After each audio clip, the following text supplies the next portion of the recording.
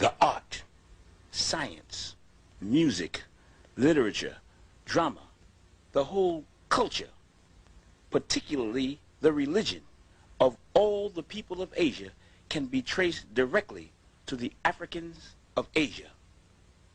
India, Japan, China, just to name a few.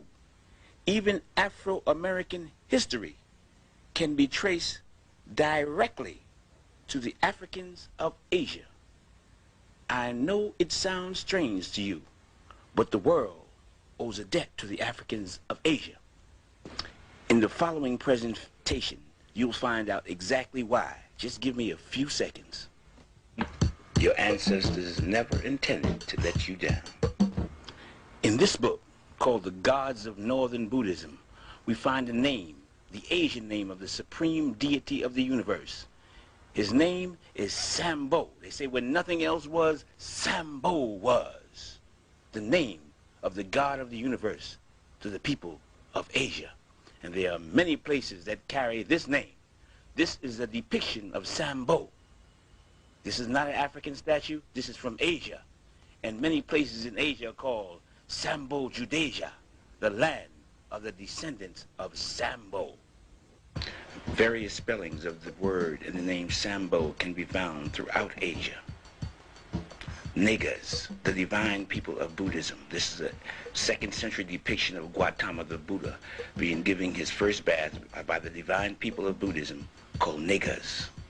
A tribe in Asia called Negas, the divine people of all the people of Asia, symbolized throughout Asia by the serpent or the dragon. That is their symbol. The Nega means serpent or dragon, the snake, found at the entrance of every temple. The Nega on the roads, on the hills, in the caves, the symbol of the Asiatic black man, the tribe called the Negas, the divine people. There are cities also throughout Asia that carries this particular name, Nega. It can be seen at all ceremonies dealing with worship of God. From the Nile Valley to the Indus Valley, on tombstones, a symbol of immortality because of the serpent's ability to change his skin is a sign of never dying, and is used throughout the planet Earth, North, South America, Egypt, Asia, Africa, throughout the world. It's the symbol of life after death, the Nega, the serpent. In all ancient cultures, in all ancient religions, the serpent is the symbol, the Nega, the symbol of divinity, of God. The original inhabitants of Southeast Asia was called the Mons, an African tribe. In order to confirm what these people look like, you have to go to the archaeological finds from Davarati, a French archaeological research finding confirming the original inhabitants. There's no depictions preceding these of the original inhabitants of Southeast Asia, the people, the descendants of Sambo, the Asiatic black man. The 7 serpents, or 7 rays, or the Negas surrounding his head represent the cosmic forces that afford him protection. He is a divine representation of cosmic forces, and those 7 serpents represent his divine mission. He does not come of his own. He's a manifestation of the cosmos. The serpents, or the Nega, represent cosmic forces which is at his command, which represent him as a divinity. He is the manifestation of the universe. That is the symbol of those serpents you see surrounding his head. In essence, the 7 serpents are cosmological, dealing with astrology, astrological representations of those forces of the cosmos that he represents. He is a universal monarch, a universal king, which he manifests and he shows evidence of. The black man of Asia, the original inhabitants of Asia. He is a human being of flesh and blood. He comes as a teacher, as a manifestation of God. His teachings are called the Dhamma. He is called the Buddha, the intelligent one, the one who has achieved intelligence, or the genie, the conqueror. He comes to explain the laws of the universe. He comes to confirm that there is, in fact, life after death. When the Buddha appears, he appears as a preacher, and he preaches the Dharma, that existence is a continual cycle of death and rebirth, and that each person's position and well-being in life is determined by his or her behavior in their previous lives. For example, good deeds may lead to rebirth as a wise and wealthy person or as a being in heaven, and a person's evil deed could lead to rebirth as a poor and sickly person, or even rebirth in hell. He preaches that you reap what you sow. A Buddha also teaches that it's possible to break out of this cycle and gain a kind of perfect peace and happiness by practicing righteousness. They are manifestations of God. According to their prophecies, they promise to prove and make manifest through a Buddha or a Jina life after death before the end of this century. How can you teach a people to know God if he himself does not know God? If you try teaching a Christian that God is also a human being, or manifests himself in the form of a human being, or makes himself known through a human being, they will say that you're crazy, that you don't believe in God. Meanwhile, they admit that he's a mystery God who is unknown. They teach not to make any likenesses of him, yet they adorn their walls and churches with pictures, images, statues like human beings. They also say he is a spirit that cannot be seen. They cannot see him, yet they believe in him. In order to remove all doubt, the Buddha, the enlightened one, the intelligent one, the genie, the conqueror, decided to make manifest to the world irrefutable evidence. They wanted to prove to a people in the future the manifestation of God, that God manifests himself through human beings, through men. Now, prophecy is irrefutable. A prophecy is a written confirmation of what will happen at a future date. These people, the black people of Asia, predicted or prophesied what they would do 2,500 years into the future. The prophecy states that he would send something from the past and join it with something from the future, something from the material world and join it with something from the spiritual world. The union of both the past and the future worlds, and the spiritual and the material worlds, would be contained in the revelation of a secret mystic diagram called the Mandala of two parts. This is a depiction of the future Buddha who would make this manifest at a point before the end of this century. Now, the scriptures of the world have all prophesied at the end of the age, which we are now entering, the age of Aquarius, we shall see the revelation of that which is secret, and the emergence into the light of day of that which has hitherto been concealed and veiled. This, our present age, is that time, the end of the cycle, the beginning of the new age. This book by Ivan van Sertima raises the question of the African presence in early Asia. How did they get to Asia? This is the future Buddha. How did they get to Asia? They were called the Mons, and the wind and the rain in Asia is called the monsoon. This is the key to how they got to Asia.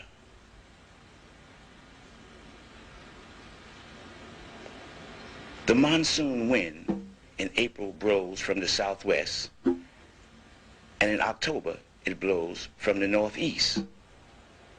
The monsoon wind blows from Africa to Asia, and from Asia back to Africa. The wind from April to October blows from the southwest, and from October to April it blows from the northeast. These two trade routes and routes that of travel is the direction of the Mons, the Africans of Asia. They went from Africa to Asia and from Asia to Africa, and they were called the Mons, like the monsoon. Africa was called Hither India, which India, here I am, come hither, come here where I am. And they would get on the ocean and get in the wind. This is where the phrase get in the wind come from your previous life. The Africans of Asia got to Asia by getting in the wind. This is confirmed from the 1st century. The Greeks knew how they got to Asia, the wafting sailors. They call it the divine ship of salvation, the Mons, when they would arrive in Asia and when they would leave Asia. The Japanese badge of nobility is called a Mon. The monsoon, the monastery, Mani, is identified with the black man of Asia. And the largest statues on the planet Earth located in Asia are depictions of the Buddha, the black man, the Jinnah. His hair confirms who he is. This is the largest statue in China and the largest statue on Earth depicting the black man. The oldest and largest manifestations of God, like this image of the Buddha in Thailand and Southeast Asia, are representations of the black Africans of Asia. There are no other statues or monuments of antiquity that precede them. They manifest themselves on earth and prove life after death. This from Ceylon or Sri Lanka, showing the Buddha, thousands of years old. They are the largest statues on earth representing the black people of Asia, or the black man of Asia, the one who comes back from the dead to prove immortality. They do it all the time in all the countries, and they prophesied that they would do it before the end of this century. This is the largest statue in Sri Lanka, the largest statue in China, the largest statue in India, the largest monolithic statue on earth, the genie, the one who comes back from the dead, carved in solid rock 70 feet high. The largest monolithic statue on earth is the black man, and it is not in Africa, but it is in Asia. The Asiatic black man, the manifestation of God, who comes back to preach and explain the doctrine of immortality, how to escape the fires of hell. That is his sole purpose. To attack him is to attack the cosmic forces of God. He sits in Western style because he will be born in the West. The people who he will be born among are called the niggas.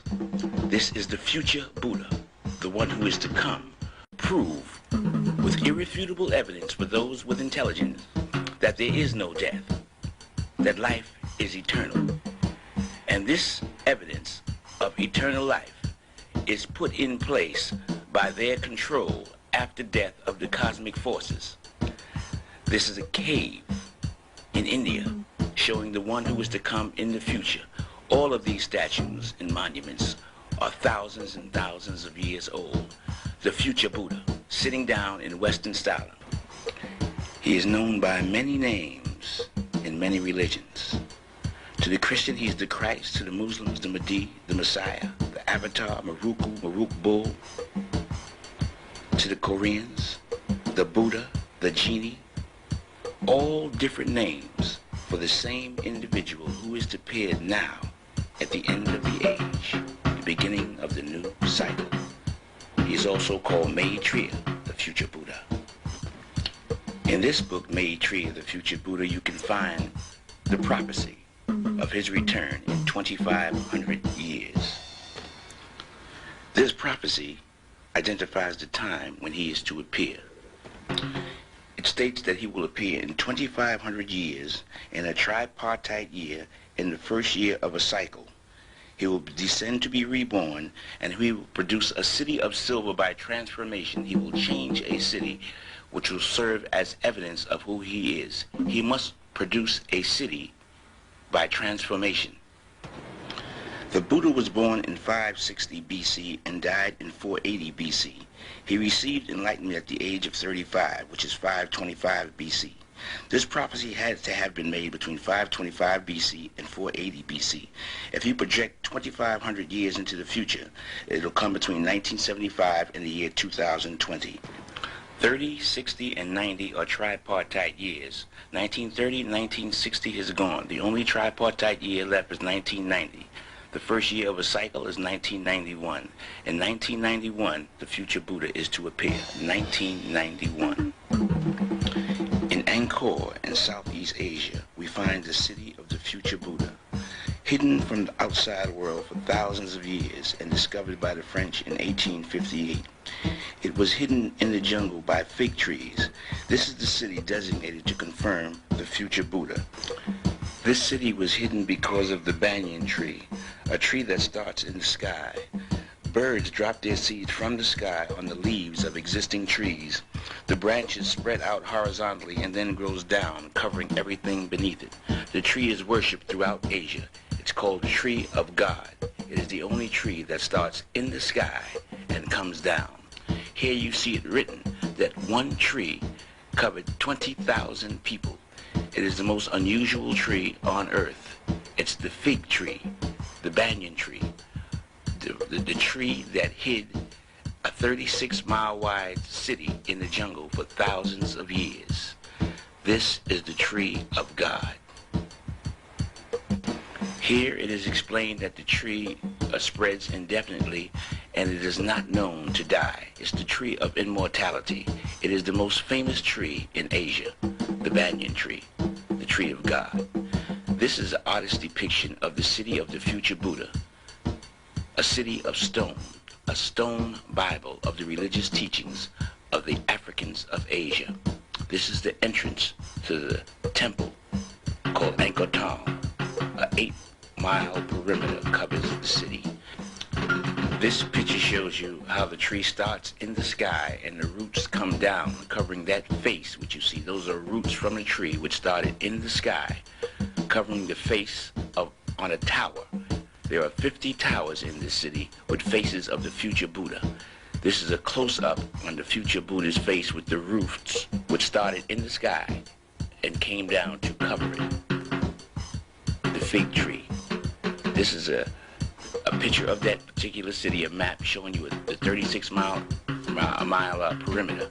And there's a 7-mile perimeter around this city of Angkor Thom. This is the city which we will focus on, the Bayonne, the central temple of Angkor Thom.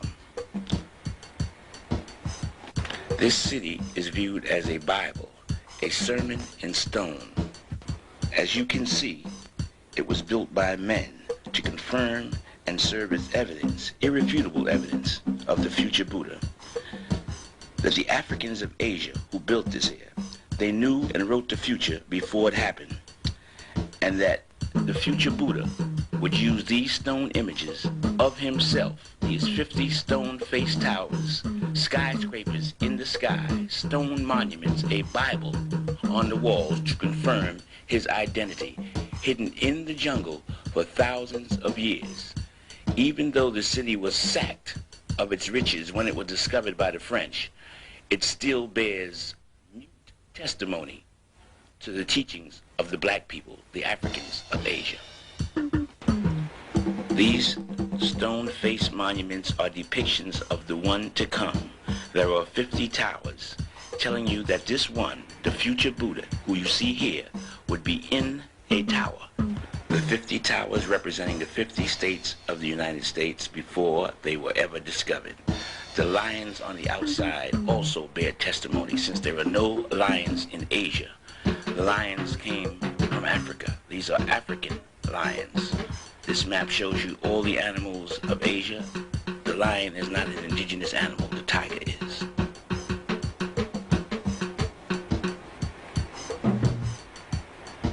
The symbol of China, one of the major symbols. It's the symbol of the Asia Society for all the people of Asia, the lion, testimony to the influence of the Africans of Asia. This book on sculpture from Thailand and Cambodia shows you some of the bronze and stone sculpture stolen and put in private collections from this city of the future Buddha. These were inside the temples and taken out by the colonial powers and put in private collections for private exhibits. The Africans of Asia.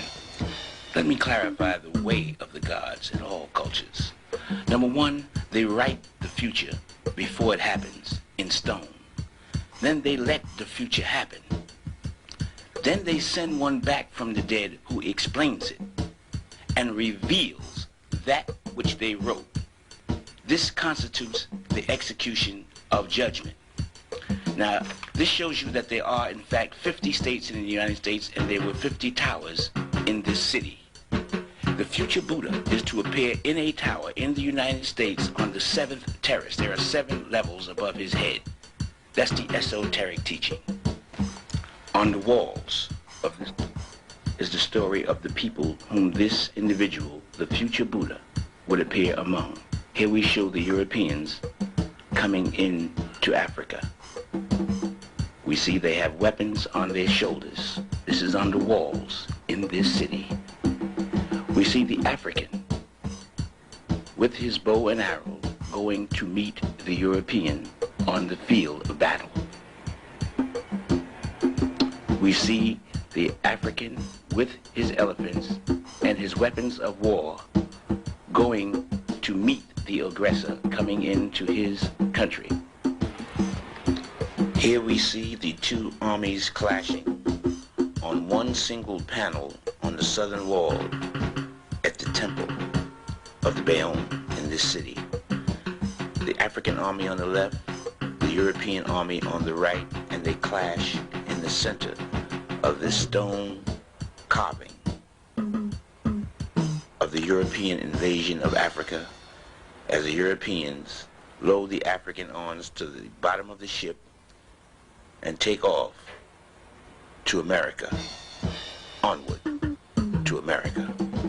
The Middle Passage where the Africans are thrown overboard, the entire history or book of revelation or unveiling is shown in this city of the kidnapping of Africans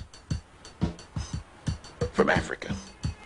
This city is a book of revelation, an apocalypse in stone. It is discovered by the one they call Maruk Bull, the future Buddha. He discovers and unveils the true meaning of this city.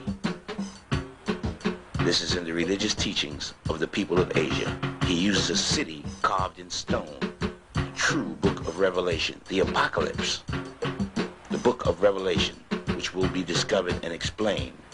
And we will now take you to the true history of the United States of America and their slaves to identify the truth carved in stone thousands of years before it happens about these people, the Africans of America. This document, this is the true document of the slave trade from Great Britain or the British House of Commons. It consists of certified eyewitness reports of the satanic atrocities of slavery. The fact that it was a conspiracy is evident by the pattern of punishment and the systematic step-by-step method in which it was applied for over 400 years. It is an orgy in the infliction of pain.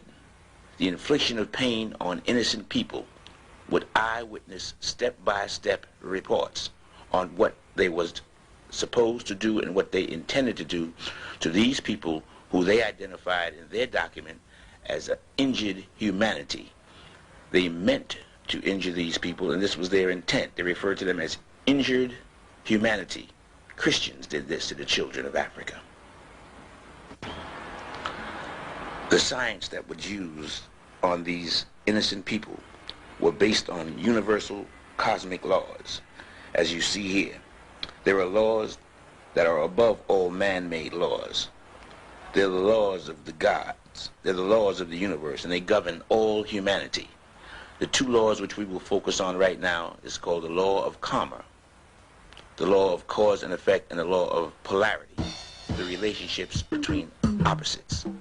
Both of these laws pervade all things in the universe, and this was the focus of the slave trade. We all know about crack. If a woman takes crack, we now know that that same addiction will be born into her babies. Crack addiction in the mother is born into the child. This natural law, the law of rebirth, the law of karma, the law of cause and effect, was used on the slave in a corrupted method, in a corrupted manner. The primary objective was to induce the fear of God into the slave. Fear is associated with God. If you fear someone, that person in your subconscious is viewed as God. And fear is something that you always have the expectation of once it's induced in you. So the primary objective to get the desired results would be the creation of a race of people that would worship the European race subconsciously as God. That's the objective. Pain and fear, the infliction of which would cause the slave subconsciously to worship the European as God. And this was the tools that they would use, the tools of instruction, their kit for a step-by-step infliction of pain on the innocent slave, so that the slave's children would eventually worship the European as God in their subconscious, but never consciously know what they were doing. This is one of the greatest, or the greatest crime ever committed by human beings, so-called human beings, against human beings. The infliction of fear and terror of babies for hundreds of years, and images, false images of God put before the babies to worship, so a race of people can be falsely worshipped as God. The slave masters used science. They knew that if they could put fear in the minds of the slave, that slave, children of those slaves, would be reborn with that fear in them. And that fear would affect what they see and what they hear. This was science used on the slave. If they put those images and affected the mind, it would affect what they see, what they hear, and exactly what they do. It was a science of the mind that was used on the slave. Images, the Bible, and the illiterate. Images are the Bible of those without education. You read the Bible, but the images are collected in your mind, and the images stay in your mind, but what you read may go away. This is carved on the walls in this city thousands of years ago by the black man of Asia to tell the story of the apocalypse. A book that would be revealed by this individual whose name you will find out in a short while. He is the future Buddha, the one who unveils the book of Revelation in a stone city, bringing the past and the future together. Now that we understand the science used to get the desired results of the false worship of the European as God by a group of slaves and their descendants forever and ever if possible, now let's continue with the story. Once again on the stone walls we see the African and the Europeans in combat, fighting to prevent their people from going into slavery.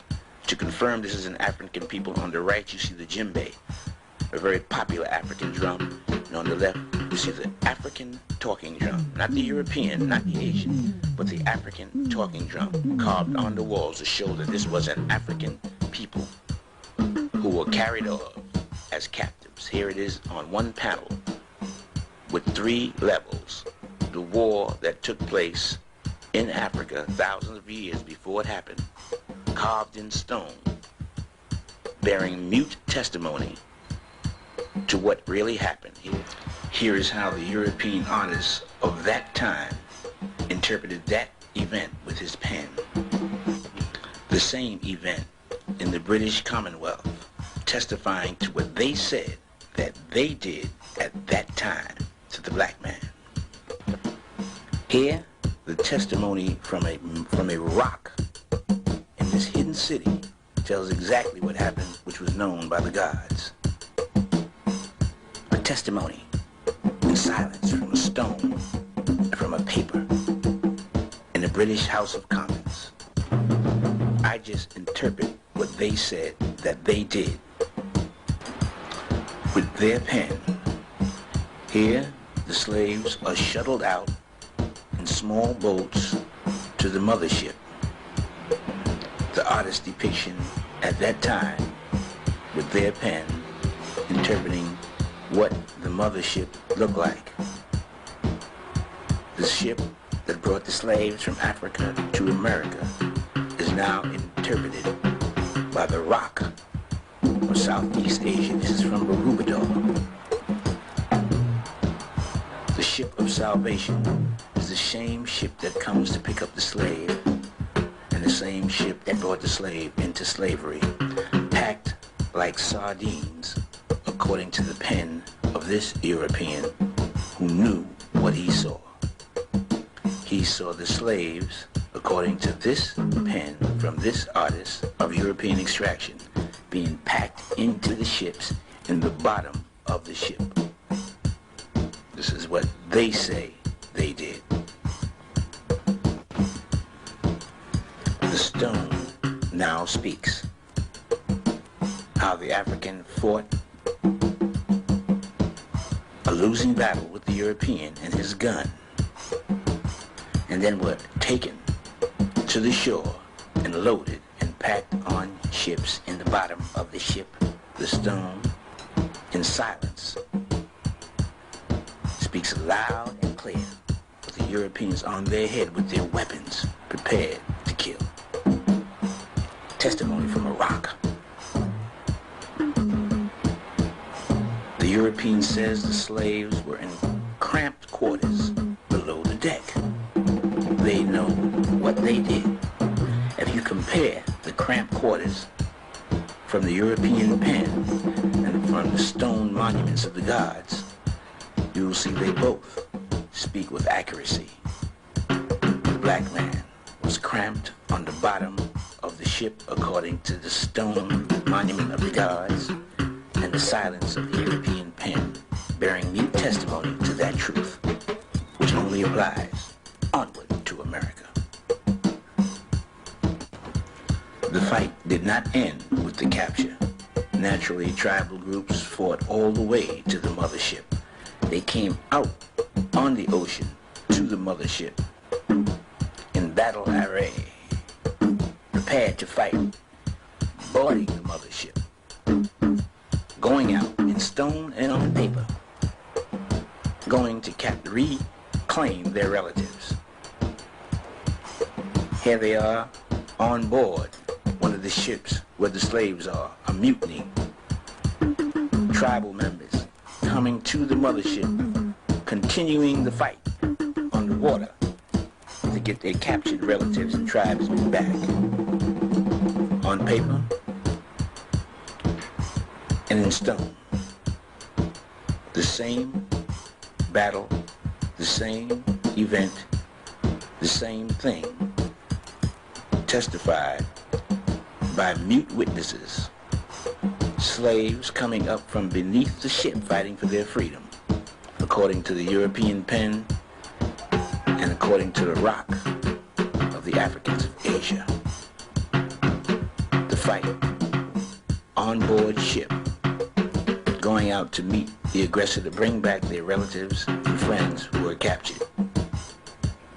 Naturally, after the European had won the battle, during the Middle Passage, when British inspectors would come, he would throw the Africans overboard to the crocodiles and the shark, according to his pen, and according to the stone. In this sacred city, hidden for thousands of years, the events of the Middle Passage is told with mute testimony, in silence, in the loudest silence, with that bird, that phoenix on their ship, identifying who they are. They're the European who threw the black man overboard. On the rock and with the pen, two opinions of the same event equal the same opinion of the Middle Passage.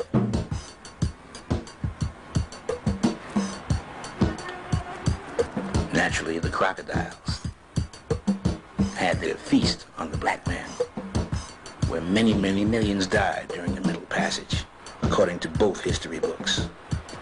Who were these founding fathers who did this to the Africans?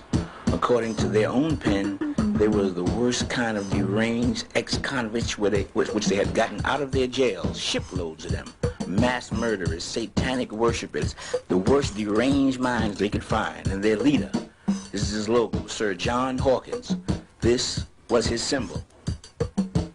The chief slave master, the chief slave driver, the chief slave capture. This was his symbol, according to him, and this is according to the Africans of Asia in stone. Both tales, two people of the same story, reaching the same conclusion, one thousands of years before and one thousands of years after, bearing testimony to the wisdom and knowledge of the black man of Asia. Another story that was going on at the time was the mass murder of the American Indian, destruction of him, his civilization, his family, his tribal organization, and his people, for absolutely no reason at all, according to their pen, but greed. Here we see the confirmation of what they say in that document in the British Commonwealth about the families being separated at the crack of a whip. The father from the mother from the baby, and the relatives left crying, and the boatman holding the boat, anchoring it to shore. European art speaks in silence, and so the stones of that sacred city that was buried in the jungle, showing the boatman on the left, the Africans being prepared to be taken off the boat at the crack of a whip. The stone speaks, the paper speaks, and they both sing in harmony, while the boatman anchors them to shore according to the gods of Asia. Confirmed on stone on the left and paper on the right. The speaking stone. Naturally, the weak ones, the sickly ones, were left to die wherever they fell, with no help whatsoever. On to auction block. The history of the sale and marketing and capitalizing on human flesh is solely attributed to the European. The sale of the black families in America was the first big business of the United States. Here we see a black family on the auction block. The paper speaks, the auctioneer takes the bids, and the helpless, terrorized family stands up there in blind terror, waiting to see who will help separate them. And here we see the same identical scene in stone. The stone speaks loud, the pen of the European speaks loud, and they both sing together in perfect harmony. The truth, so clear a blind man could see it. Confirmed in living color and on paper, the whip separating the families being branded, particularly the woman, to identify who her new owner was, not her husband, but the European slave trader. They sold their own children that they had for the slave. The mulatto girl, Sarah. There's cards identifying the big businessman in the sale of human flesh. $1,200 for Negroes. Negroes for sale, according to these documents, the authentic official documents. There are no lies here. The paper speaks loud and clear. Valuable slaves for sale. Mulattress, mulatto. Sarah, Dennis, Fanny, mulatto. Mulatto. Blacks, mulattoes, Creoles. What kind of man is this that sells his own babies and anybody else's babies? Good God Almighty. Here we see he not only sold your baby and my baby, but he sold the flesh of his flesh and the bone of his bone. Imagine the unbridled license they inflicted on the black ones. The great divide of the black family, the separation, according to what they say that they did, separating the black woman from her baby. Here she is in the history books of America, giving away her baby to a people who she knew would commit every type of the worst crimes of passion with malice that the human mind could think of, with unbridled license, according to their own words. This is the history of the black woman and her babies in the United States of America. By their pen, stones of the Africans of Asia, the black woman giving her baby away to a known beast who had already inflicted the same pain on her. In stone, speaking loud, on paper, they both sing together the same song.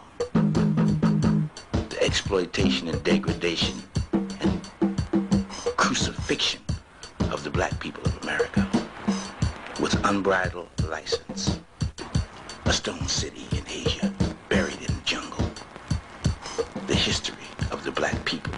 That black woman was forced to go back to the plantation and give her love to the white woman, the slave master's baby.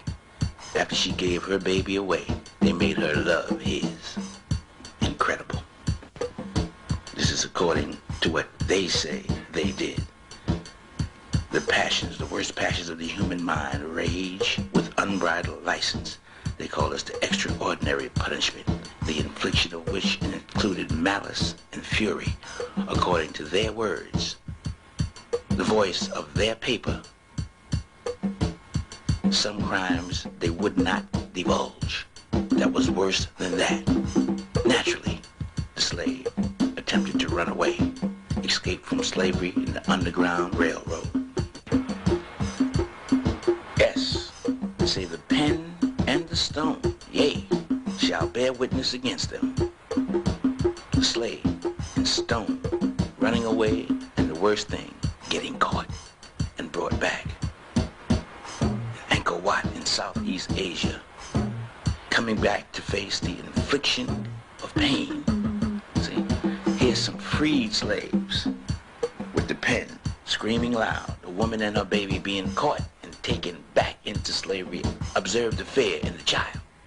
This is their pen speaking to you. This is the power of their pen.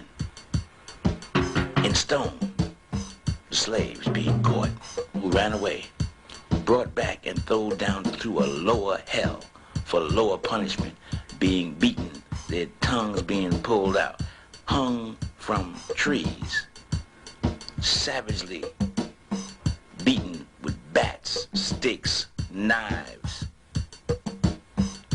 They had 50-pound bricks, according to what they wrote, that they would crush them with. They would throw them in hot sugarcane oil. They would pour hot lead on them. This is what they say they did in this document, and here it is, screaming from a stone, bearing mute witness to what they say that they did, confirming that. Here it is right here, on paper. You see, they would put 50-pound, 70-pound weights around their necks and crush them. Why?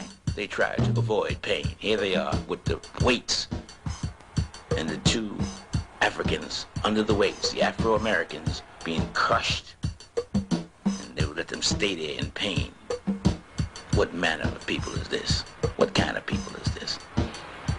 Here's a woman who knew she had to go back to slavery. She said, "No, sir." She jumped out the window, confirming the effect of the slave master in inducing fear. Here's the meaning of fear in the dictionary. Let the wife see that she may fear the husband.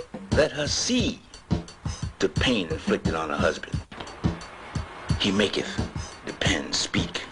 The pen bears witness against him. Notice the entire family, the entire plantation looking on. The woman, the husband, as they beat the slaves. The babies, the wife, the family. This was the objective, to inflict fear in the entire race. To put the fear of God in the entire race. They never did it without witnesses. Your woman beaten in the presence of her family. A whisper from the pen of the European slave master. He did it. He wrote it and he painted it. The runaway slave took all the pain. One of the primary objectives is to force the black woman to know that her new man was the white man, so he branded her. He made her loyal to him. He raped her. He made her carry his baby. Then he invited other nations. He said he was a beast with two horns, North America and South America. the same crimes against the same people. Here we see how they divided the thoughts and beliefs of black people. On the left, we have, say, for example, the Martin Luther King crew. On the right, the Malcolm X, Elijah Muhammad crew. And they both are in conflict with each other. This sculpture is called Hirihara, or divided loyalty. But don't forget the runaway slave. His back bears witness to what he experienced during the entire slavery cycle. Pain inflicted on the black man. Who can argue with that? Who can deny that? And here it is. On paper, they identify and give you a definition of crucifixion: to torture with severe pain and anguish. That's the meaning of crucifixion. And they show the black man. And it's in the tradition of the people of Asia. This is the symbolic representation of crucifixion, of infliction of pain in every part of the body in Asia, in the traditions. The castration of the black man, the cutting off of his penis, the ultimate symbol of crucifixion in stone. A voice from the stone of Southeast Asia showed the black man in the position of the cross, with his penis castrated, the man below him with a knife, with pins throughout his body showing severe pain. Him and the black woman were forced to suffer. They are the Christ in Asia. And this is how they did the Christ. In stone and in paper. Before slavery, they never put him on the cross. The pen and the brick and the rock in harmony. The crucifixion of the Christ. This is the true identity of Christ. Black people know very little about this, or nothing at all. It's them that they should be worshiping, themselves. And here it is. The pregnant women, they were singled out. The Mayflower Madam pimped them, made them sell and prostitute their body on ships, and then beat them half to death when they didn't bring back enough money. The Mayflower Madam, the white female. This is where the Mayflower Madam came from. They would grab that black baby and chase that family through the streets. Beating the baby was the target.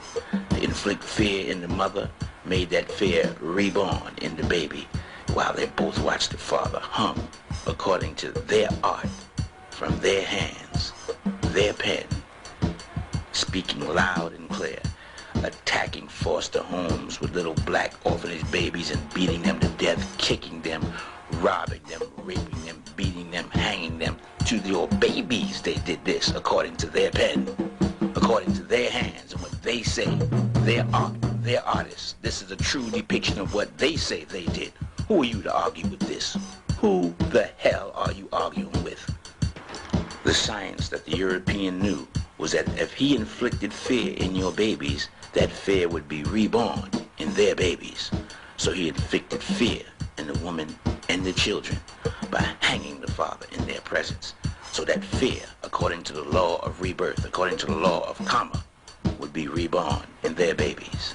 So they attacked homes with orphanages with little girls and stoned and beat them and raped them and killed them in front of each other. So the word of fear could spread. The fear of God.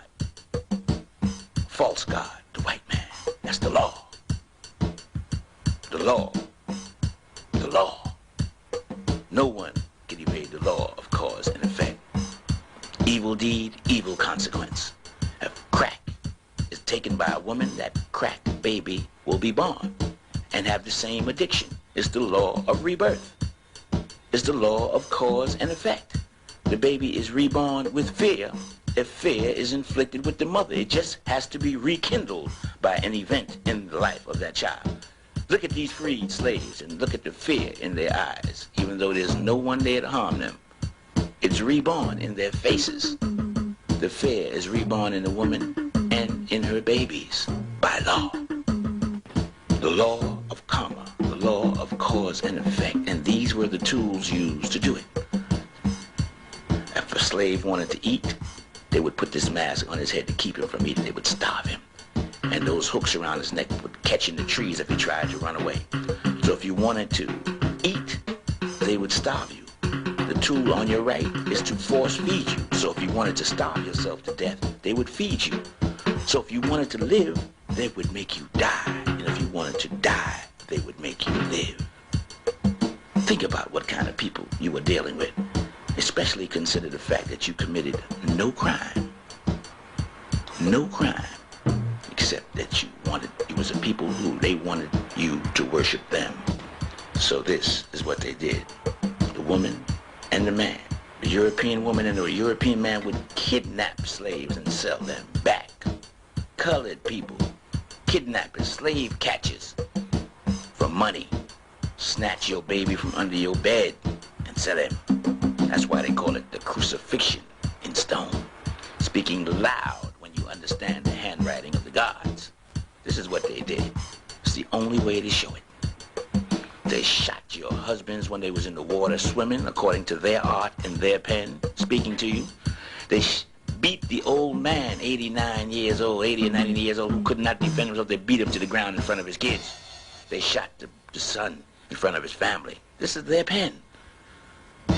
This book tells you much of that. 100 years of lynching, telling you more than 5,000 newspaper articles on black people who was lynched. A colored woman hanged in Oklahoma.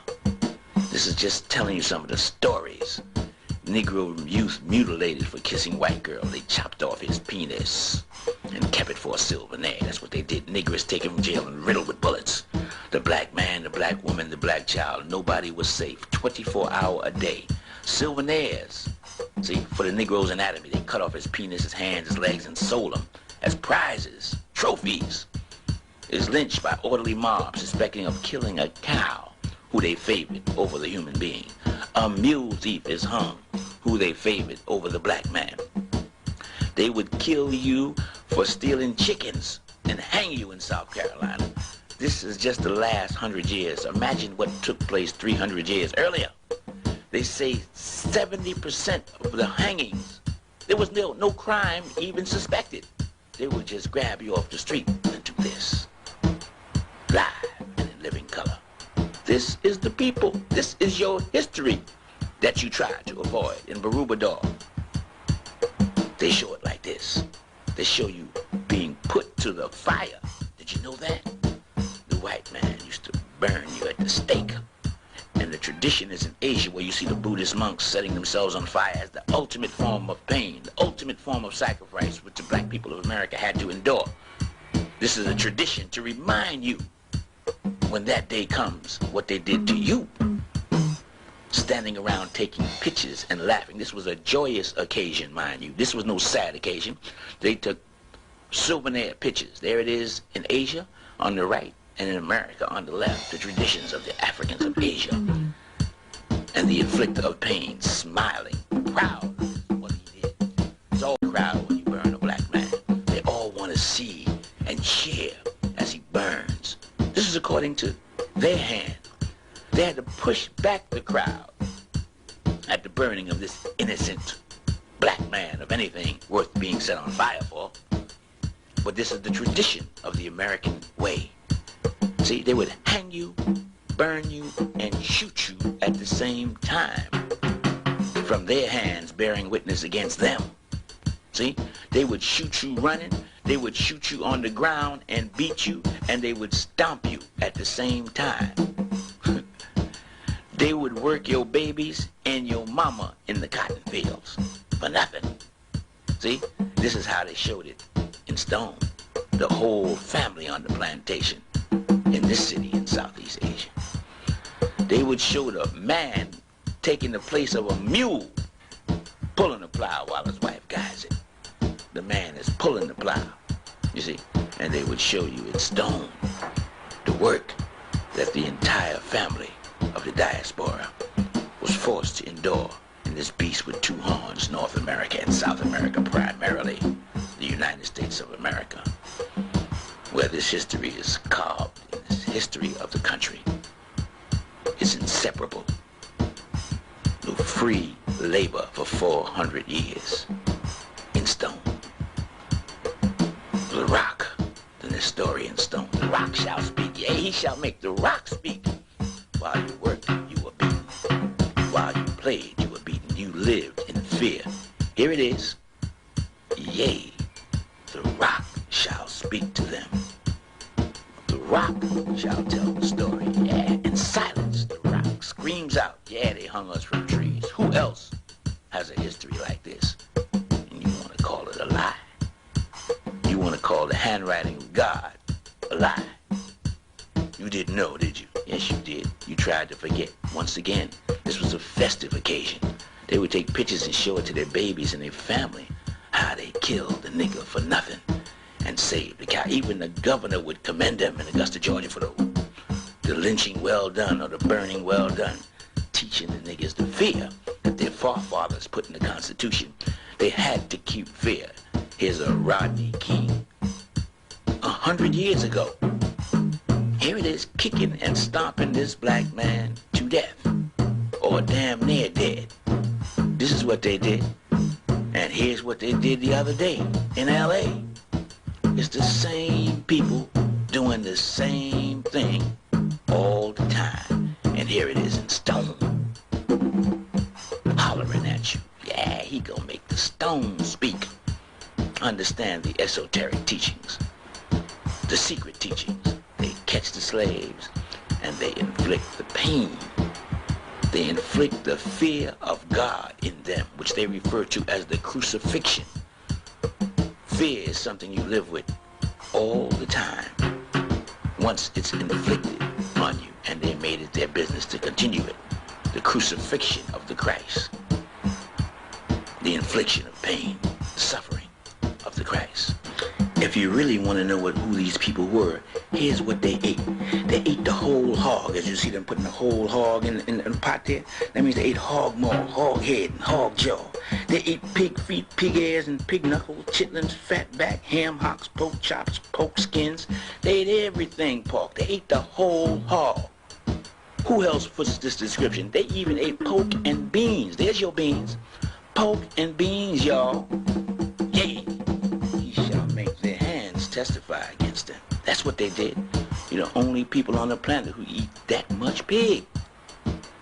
The whole hog. The law of attraction is another name for the law of polarity.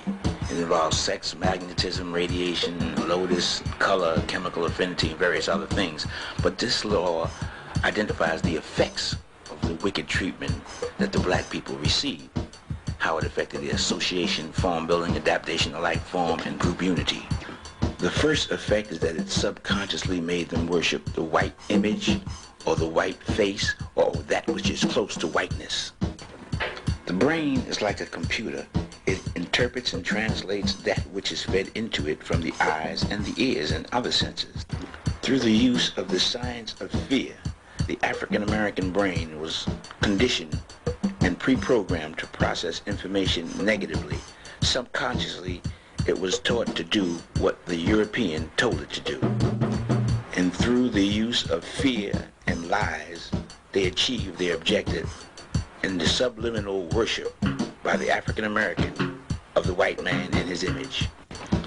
The code of conduct of the white man was written down in this catalog by their founding fathers of exactly how they should treat the black man, and they follow it right up to this very moment. They are not going to let their ancestors down. The method of rulership through fear is tried and true. Kundalini, the power of life, as it is known in Asia. It's one of the forces of nature, and it's viewed as a female energy that lays dormant or asleep at the base of the spine. And through a special practice of what they refer to as Kundalini Yoga, this female energy, symbolized as a nega or a serpent, can be awakened, you see, and it generates that power within the human being or within the male of the species that is necessary for spiritual development, which is known as union with God. The slave master, using fear, stole the African American's natural female energy. He is now unable to express himself spiritually, symbolized here by the genie, the conqueror, because he cannot awaken his spiritual energy within himself and achieve that union with God. Once the Kundalini is awakened, it's considered to be the highest spiritual advancement, symbolized here by the genie or genius, who can awaken his own Kundalini power. the fear of death. This is the book the master gave the slave. Death put limitations on you. You set patterns in your life. At 40 years old, I'll do this. At 60 years old, I'll do that. And then I'll die. You limit your life. You limit your achievement by the belief in death. And they show you that only the Christ comes back from the death. This is what they gave to the slave, a belief in limitations on the mind. He was taught that Christ died for his sins. The African American has been tricked into believing that he can commit any crime, murder included, and that if he only asks the Lord for forgiveness, he will automatically be forgiven. Let me give you the real truth. The Lord heareth not the prayers of the wicked. The Lord heareth not the prayers of the wicked. There is no man living or that ever lived who can violate the laws of nature with impunity. It's only your deeds that save you. Your good deeds must equal your bad deeds. You reap what you sow. You pay for what you do. You pay, not Jesus Christ. Nobody can pay for your sins but you. Here, in this picture, the pen reinforces that belief that you can do what you want, this church scene, and be forgiven. Here, the stone speaks of the same testimony. The stone and the pen testifying to that same truth, the belief that you can get away with all your wickedness in the church. You got to reap what you sow. Here, that same wicked teaching in this, what they call a contraband meeting. It's contraband because there's no white people there. Teaching you the same thing. Go out and commit any crime. Go ahead and do it. You'll be forgiven. And here it is in stone, speaking loud. The pen and the stone. Yea, the pen and the stone shall bear witness. Thousands and thousands of years ago, teaching that same teaching. Here's how the black man learned of the Bible. With the white presence in the church, the white family, the white father, making sure that he got every lie correct, generating that image of love and compassion for black people on Sunday. But on Monday morning, they would turn around and get your children in school and teach them the science of being underachievers. They wrote all the books in order to guarantee your children's miseducation. They were taught to idolize European intelligence and education, and that they come from an uncultured, primitive people. They would make images of themselves, of loving kindness, symbols, and in art. And then when the children came out on the street, that same fear became real. The reality came home. This man, on one hand, loved them. On the other hand, he hung their families and beat their babies and terrorized their mothers. This is how confusion, disagreement, and arguments became a natural part of the African American culture. This was the science that was put on him from the slave master. Then they took their little babies and little girls and put them to work. Little girls and boys under 10 years of age are sent to chain gangs, according to what they say they did. Hard work and low wages. The African American went to work for America in the building of America, as we see here, as the stone speaks. From this city buried in the jungle in Southeast Asia, he went to work and he did everything he could, which is shown here in stone by his juggling, doing whatever he can, catch as catch can. This is the history. His first big job was fighting for the slave master. He got the highest pay, and he got great respect, and he got a gun. The slave master pointing, kill the enemy, the Vietnamese, the Korean, the Japanese. In the city of Stone in Southeast Asia, we see an identical response. American history gives its applause to this stone city. This stone city did it first. They wrote it in stone, and it speaks from the pen and from the rock. Get your enemies, sick 'em like a dog. He got his jobs working on the railroad as a servant, which is his number 2 position, as we see here in stone. He served in all the kitchens, all the hotels, on the trains, and he shined their shoes, which the gods of Southeast Asia knew before it happened. Oh yeah, his third job, which he is most famous for, he's a musician. He can dance, his woman can dance, and sing. Music became their industry, as we see here from The Rock. And The Rock hollers loud, Mr. Bojangles, there it is in stone, from Southeast Asia in the city, buried in the jungle. Oh, and they had those New Orleans marching bands too, that the Africans of Asia knew about in advance. They showed them with their marching bands and their horns and their djembe, African drum, to show what people they was. And of course the African talking drum speaks for itself, from The Rock, in a city buried in the jungle for thousands and thousands of years. Oh, they told him, hey, you want a white woman. Then they told him, you look and you come from the gorilla. What effect did it have when little black girls were depicted as ugly at every turn with pickaninny hair? When they came out with motion pictures and they depicted whiteness as beauty. In one popular movie, they made it real clear. They said, if you white, you all right. If you brown, you can stick around. But if you black, homeboy, get back. They not only delivered this message with images, but they delivered the message with words, showing you and telling you what beauty was. He handsome. Lonzo Tucker, ain't he handsome? They intentionally divided the various shades of black people against each other, and they took it to the top of your head, right to your hair. In the movies, one of y'all got good hair, the other one got nappy hair, and y'all sit up there like fools arguing with each other. Every time you saw a movie, a black was a slave, a nanny, or he was picking cotton looking stupid. That was the image that was given to all little children. The black female was taking care of the white woman's baby. What effect did this have when you saw your father at every turn carrying a bucket and a mop? This was the images that was put before your babies. What effect did this have on the mind? According to the laws of cause and effect, the signs were up all over the country. No colored hair, no niggas and dogs hair. Don't drink at this water fountain. Don't walk in this doorway. Don't eat at this lunch counter. Don't wash your clothes here. Don't do nothing white, because you are not worthy of standing next or being near the white ones. You're nothing. You're black and you're ugly. What effect did this have on the minds of your babies? When they first learned how to read and they saw this, what effect did they have? The European knew what to do. He knew how to destroy the mind and make a slave, because the mind tells the eyes and the ear. And the black man suffered because of the science, and so did the black woman. They went through physical and mental anguish all the days of their life. This is America. That's why they say the black man and woman of America was crucified. The stone speaks. The stone will tell you loud and clear if you can read the handwriting of the gods.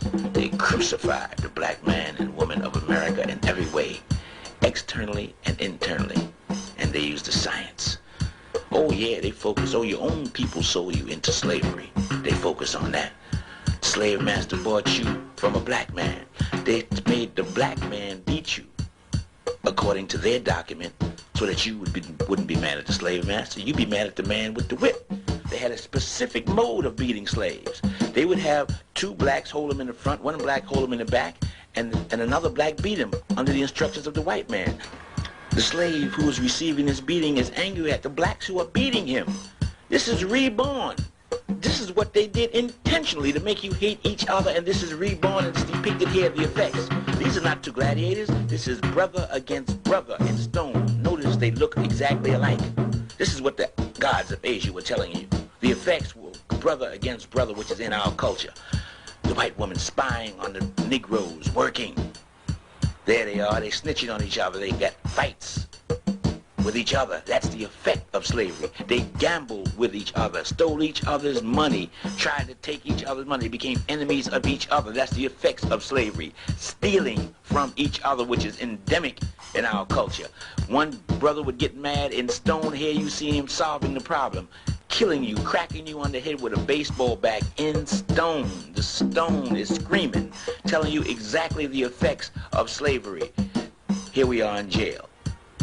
in Southeast Asia, in a city, in the jungle. We occupy the jails all over the country. We fill them up in stone. We started drinking, taking alcohol. These are the effects of slavery. And today you find us all over America doing what we have been doing for the last 400 years, begging for survival. This is the man who did it. He wears leopard skin from the Indus Valley because a leopard is the only animal that will attack a human being without provocation. The stone speaks without provocation. That's what this text. This is a wall carving showing you everything you just saw. Or almost everything.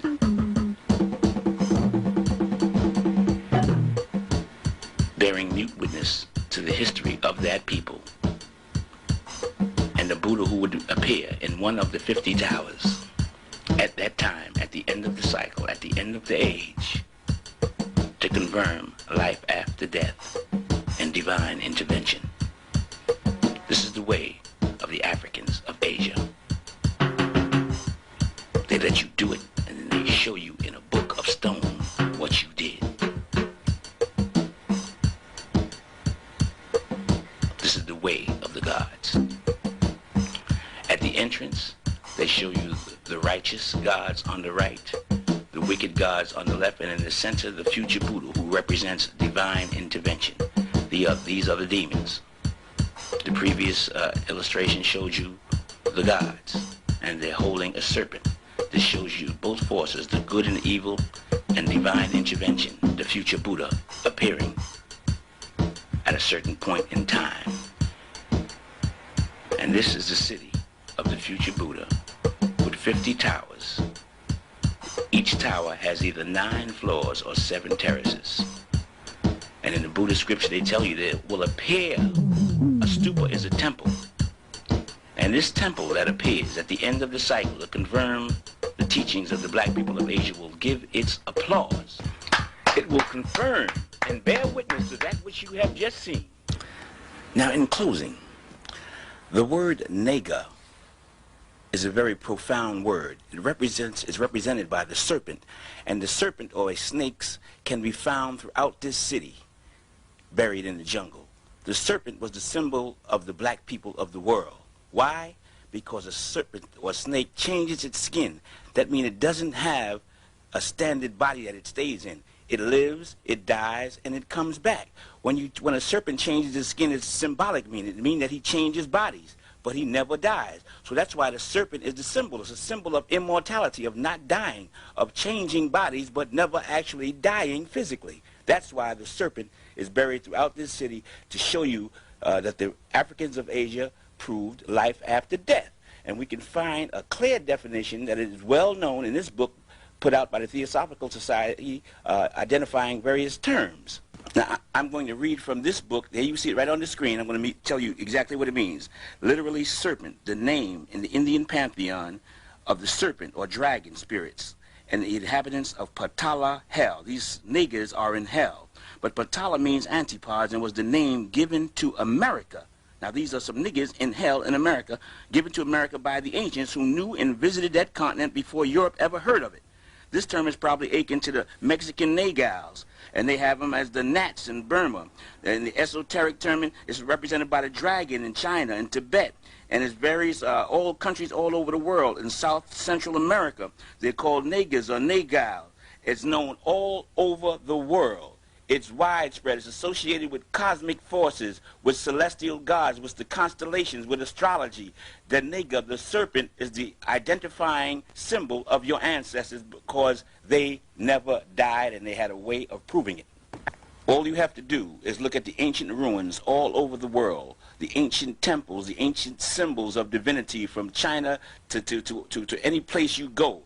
Right here is the wisdom. They were identified with wisdom and with death and rebirth and resurrection. They were identified with the resurrection of the dead, of proving life after death. That's why the serpent changes its skin. And it was the symbol that your ancestors live, die, and come back. And you could go to North, Central, or South America before the conquistadors came. These were the pyramid temples with the serpent, the naga outside now. Step pyramids, the same principles used all over the world, you will find all over the world, and the serpent is present in each one of them.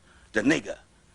In all ancient traditions, in Asia, the nigger sits on a serpent, symbolized by the black man, the Africans of Asia, 7 cosmic forces protecting him.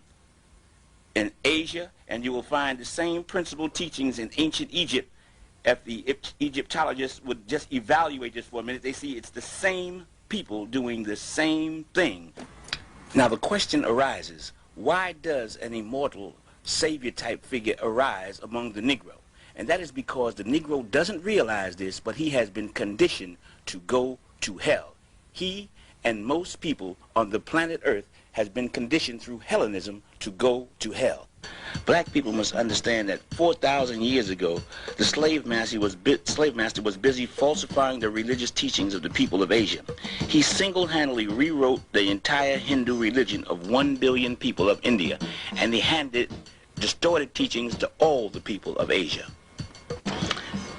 As late as 2,000 years ago, they stepped up their religious brainwashing of the people of the earth. They went from Europe through Asia and back. They carved the path of death, destruction, by establishing a false teaching throughout the world, which still stands today. Hellenism, perpetrated by Alexander the Great. Alexander the Great was known and became great for his murder and killing and destruction of everything black that stood in his way. He burned and looted all that was in his path.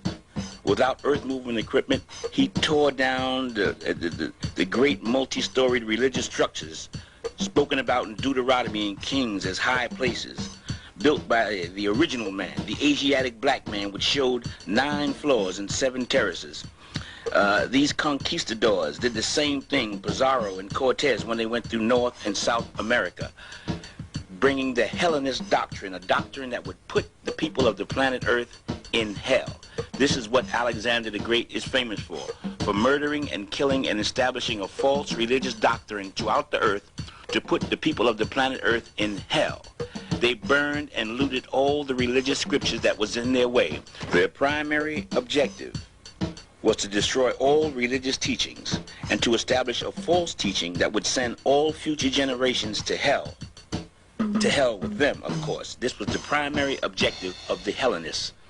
They knew they were going to hell, so therefore they set up a system of murder and killing to hide the teachings of God so that everyone on earth would go to hell with them. And the Negro, the American Negro, is their #1 symbol. He took the brunt of all the false teachings of the enemies of God. It's hard to believe, but it's true. Their objective to send the people of the planet Earth to hell. The Negro is supposed to lead the way. This document shows that Alexander the Great ran clean through Asia Minor. Alexandria, Egypt is named after Alexander the Great. He messed up and destroyed the true teachings of the Buddhist books, the Pali Buddhism. He set up a semi-Hellenistic culture throughout northwest India.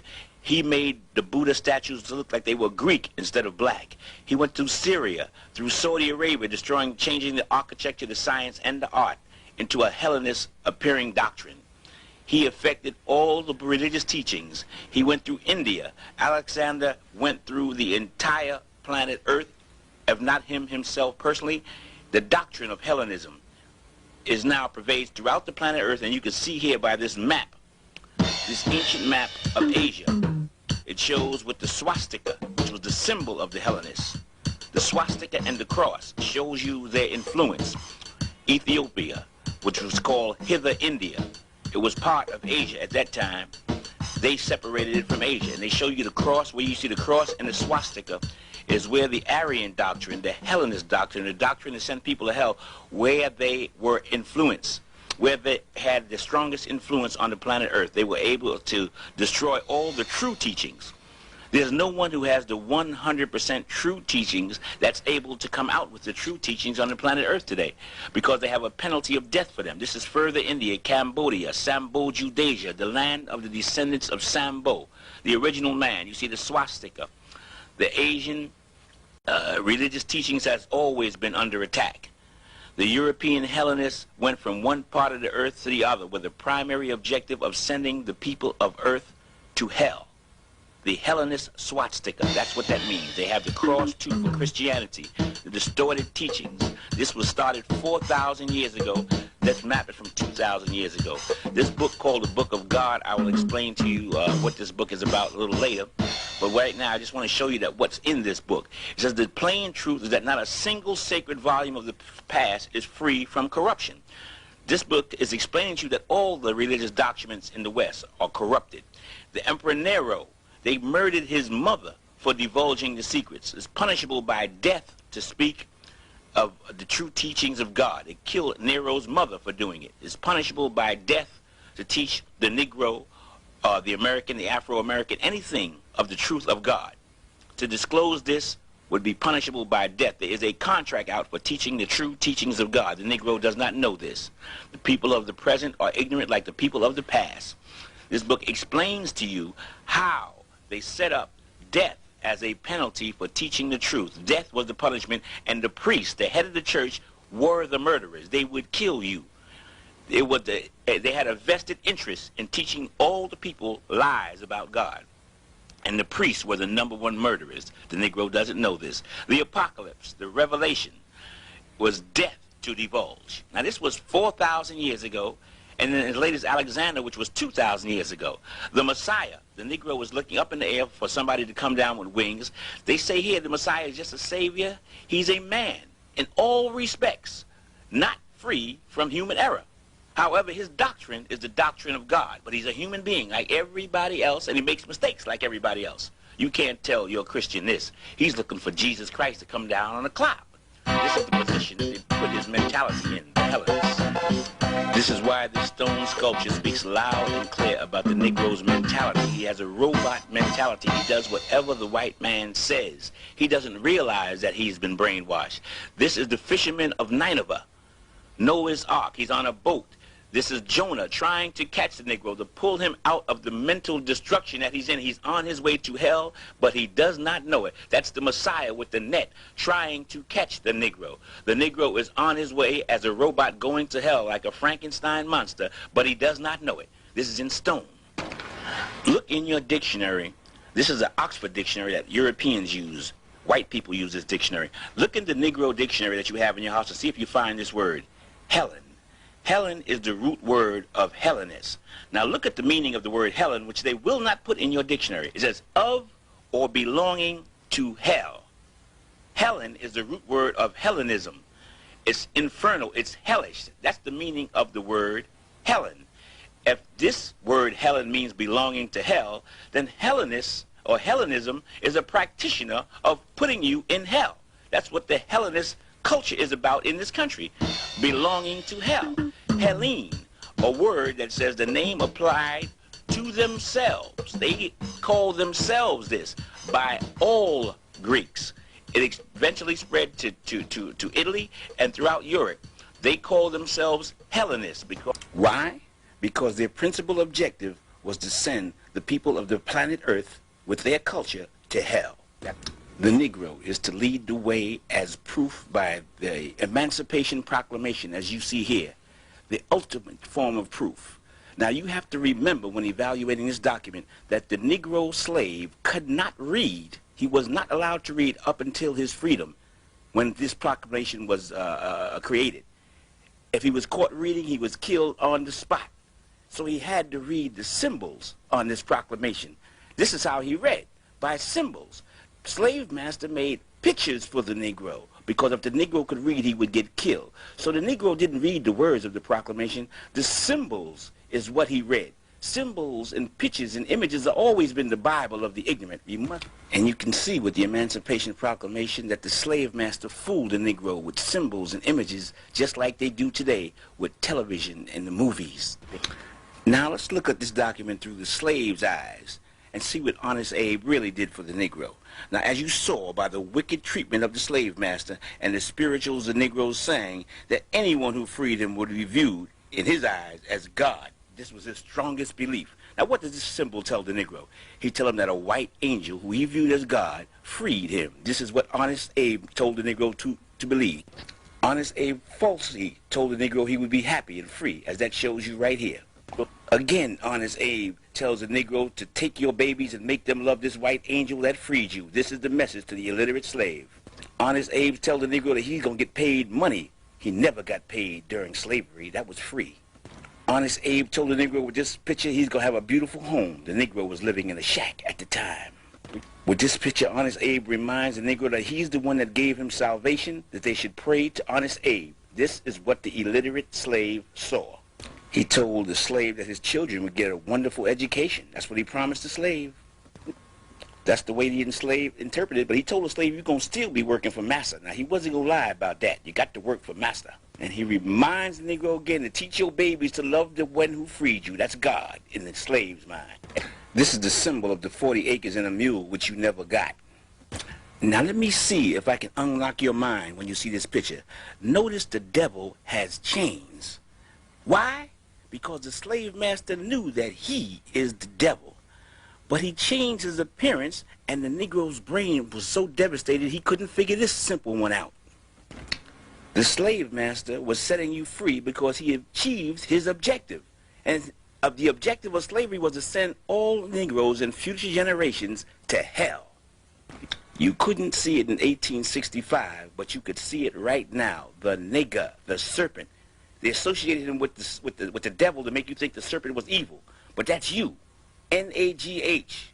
The Africans of Asia, the serpent gods. That's who you are, and that's who they show on the Emancipation Proclamation that was in slavery. But your mind was locked, and this is the serpent, the dragon, the nigger in Asia, the same symbolism. He knew it all the time.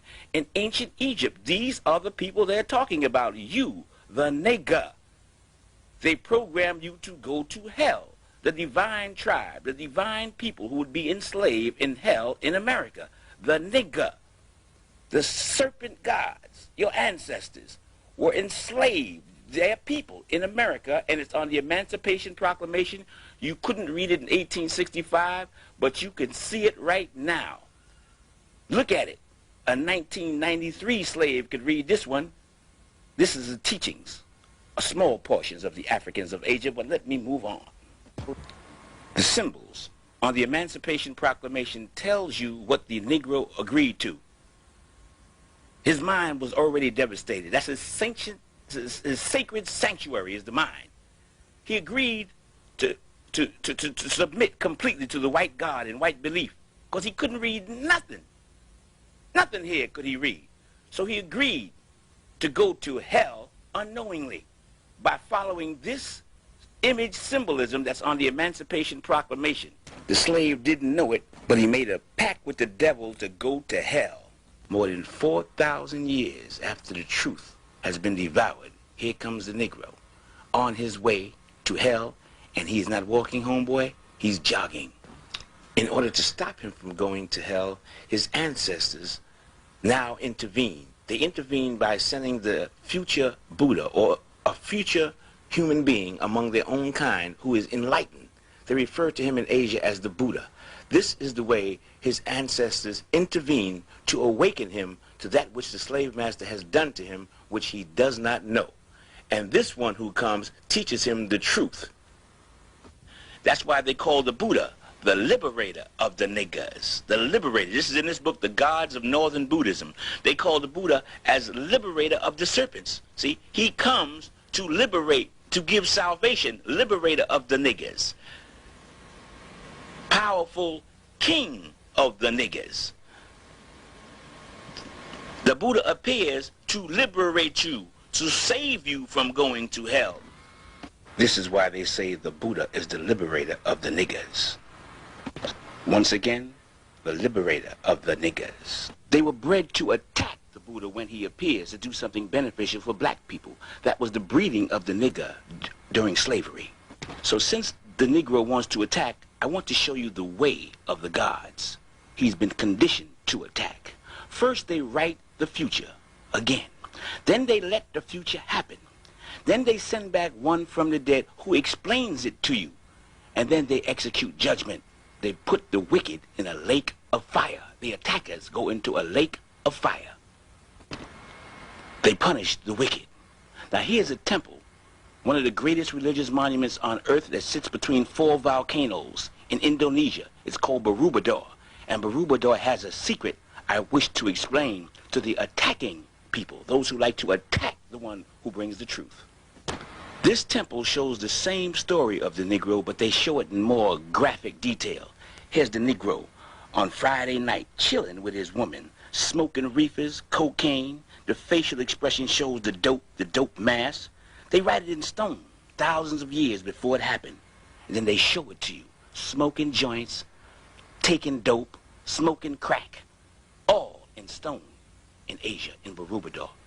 Here they are on Friday night, high, chilling with their woman, clapping their hands, jamming, doing the latest dance, and playing their saxophone, written in stone thousands of years before it happened. Can this be a Chinese, a Japanese, or a Mexican? No, home slice. This is the black man of America with his saxophone, and the identifying location is the ghetto, and it's Friday night. Make no mistake about it. They knew you before you knew yourself.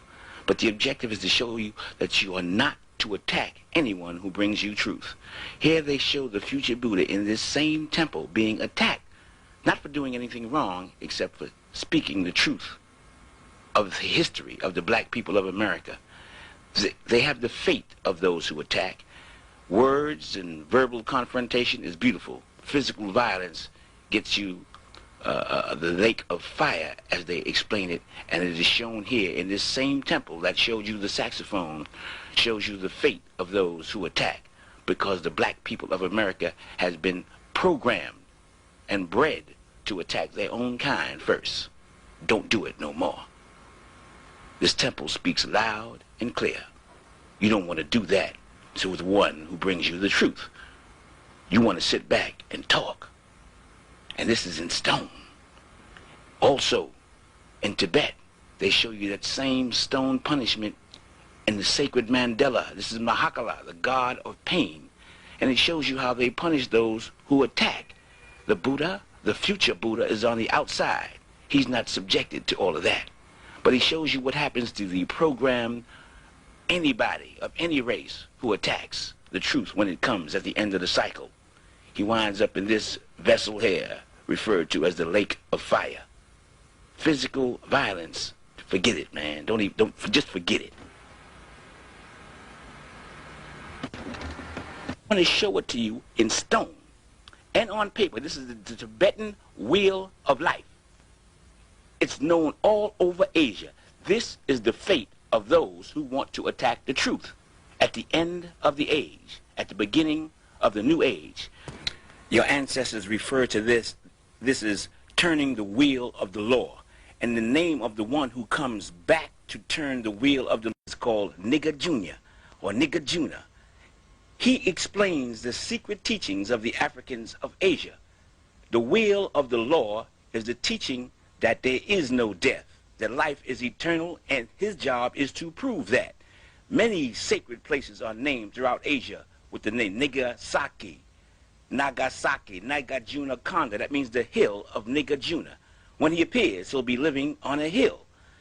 He'll be across from an island like Manhattan, living in a tower, which they refer to as a monastery. This is called Nagarjuna Konda, the hill of Nagarjuna, which is across from an island. You see, he's also known as Nigga Juni. He is the one commissioned to do that work for the Africans of Asia. Now you might be asking yourself, how did he receive all this information? This book here is The Gods of Northern Buddhism, and I'm going to read to you the story of Nigga Juni or Nigga Juna. Just follow the yellow as I read. It says he received the treatise on which he expounded and developed the Mahayana school from the serpent gods, the Niggas, and that the Nigga king himself revealed to Nigga Juna the holy text in the dragon palace under the sea. That's like America. They further claimed that Gautama Buddha, the Buddha, had given this treatise called the Prajna Paramita to the Niggas to guard until such a time, it's a specific time now, as the world should become sufficiently enlightened to understand its transcendent wisdom, and that the Niggas, after converting this individual, Nigga Juni, to Buddhism, handed over to him their precious treasure. Now let's take a look at what the precious treasure is. It's on the bottom line. They said they handed over to him their precious treasure. The precious treasure is the evidence and the proof of life after death. That's the bottom line. They refer to this as their precious treasure because it's the only thing that God wants to hear at this point in time. It's the only thing in the world that they preach. Praying, stomping, testify means nothing. It's the teaching of life after death, and this is God's gift to the Negro. God has decided to give this to the Negro to make the Negro his appointed people, and you see in sacred temple of Borobudur, the only thing that the Buddha images do there is preach this precious treasure, the proof of eternal life. And this 9-floored greatest religious monument on earth, the top 3 floors show the bell, for whom the bell tolls. Now let me tell you what the bell means in all the religions of the earth. The bell is a symbol of the connection between God and man in all religions, as you see here, in every nook and cranny, in all the little windows you see, and this particular pictorial diagram of Borobudur, you see the Buddha in the bell preaching the law.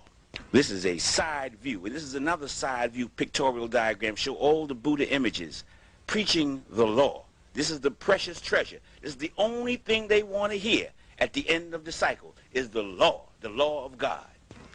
And this is the bell pyramid. In the Buddhist scriptures, the Siddhama Pandharika, they call it the lotus of the true law. This is the true law of God. It's the only thing that gets you out of hell at this time. There are more than 500 images of the Buddha. This is inside the bell. Inside each bell, the Buddha preaches the law. The symbol of the bell also means that the God is calling you to obedience, to bear witness to the divine law, to bear witness to God. That's what this bell means. The ringing of the bell is saying, hey, get down on your knees and pray. This is the last one. This is the big one. It's the only thing that the gods want to hear at this time. Here we see the Buddha, a symbolism of the Buddha preaching this precious treasure, the proof of eternal life, and the Buddhists from thousands of years ago in all worlds and every universe get up and bear witness. At the end of the cycle, the living and the dead, the souls bear witness to this teaching of this precious treasure, the law. The preaching of this law is the only thing that gets you out of hell. They say it is the fruit of meritorious action, just the remembering, teaching, and explaining it to others so they can understand it. They say that any place that you preach this should be worshipped as a shrine. They say the value of this is incomparable. There's nothing to compare with preaching this law at the end of the cycle. They say that this preaching is of incomparable measure. The mind cannot conceive how much this is worth. You could give $1 billion, trillion away to the poor, wouldn't be worth an inch of this law. This is the only way to get out. They say if you receive it, write it down, memorize it, teach it to others so they can understand it, it's incomparable. They call it the Diamond Sutra, the Thunderbolt, the Vajra, the manifestation of God. The Thunderbolt, the Diamond Sutra. It comes to the chosen people of God at the end of the cycle. The Buddha gives this to the niggers to hold until such a time that the world is ready for it. The niggers give this religious teaching to Nigger Juna, and Nigger Juna turns it over to the black people of America, the Negro. What does that mean? That means that the black people of America are the ones chosen by God to provide to the world the proof of the resurrection of the dead. But I don't want to confuse the Negro because his brain might lock on this one. But the resurrection of the dead is also the execution of judgment. Only the Christ can execute judgment on his return. Now let the Negro follow me one more time. He has been chosen by God to show to the world the resurrection of the dead. Now Jesus Christ, let's look at the meaning here. The word Jesus means Savior. The word Christ means anointed. So Jesus Christ just means anointed Savior. It's a title for the Messiah.